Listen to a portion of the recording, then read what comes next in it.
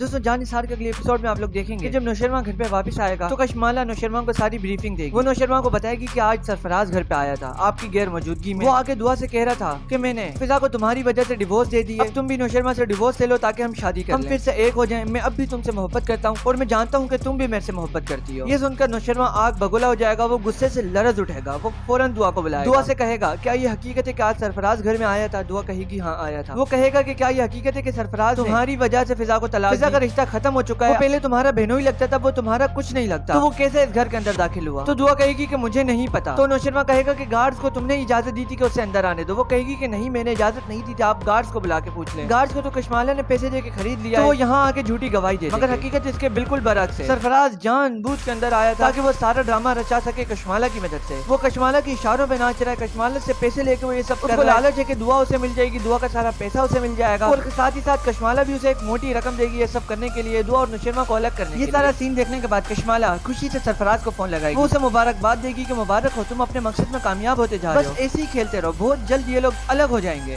हम अपने मकसद में कामयाब हो जाएंगे। कशमाला कहेगी कि मुझे मेरी मोहब्बत मिल जाएगी और तुम्हें तुम्हारा पैसा। सरफराज भी आगे से यही कहेगा कि दुआ और उसकी बहन ने मुझे मेरे घर वालों के सामने रुस्वा करा, मैं इसको पूरी दुनिया के सामने रुस्वा कर दूंगा। तो दूसरी तरफ आप लोग देखेंगे कि दुआ की तबीयत अचानक बिगड़ेगी। नौशरमा डॉक्टर को बुलवाएगा, वो फीमेल डॉक्टर होगी, वो दुआ का पूरा मुआयना करेगी। मुआयना करने के बाद वो कहेगी कि घबराने की कोई बात, खुशखबरी है। तो नौशरमा कहेगा कि कैसी खुशखबरी? तो वो कहेगी कि मुबारक हो आप बाप बनने वाले हो। ये सुनकर नौशरमा को खुश होना चाहिए था मगर वो खुश नहीं होगा, क्योंकि कशमाला वगैरह उसको ये तासुर देने की कोशिश करेंगे ये बच्चा नौशरमा का नहीं बल्कि सरफराज का है, क्योंकि दुआ तो अब भी सरफराज से मोहब्बत करती है। नौशरमा दुआ को पहले ही कह चुका है कि तुम मुझे धोखा दे रही हो, तुम अब भी सरफराज से मोहब्बत करती हो।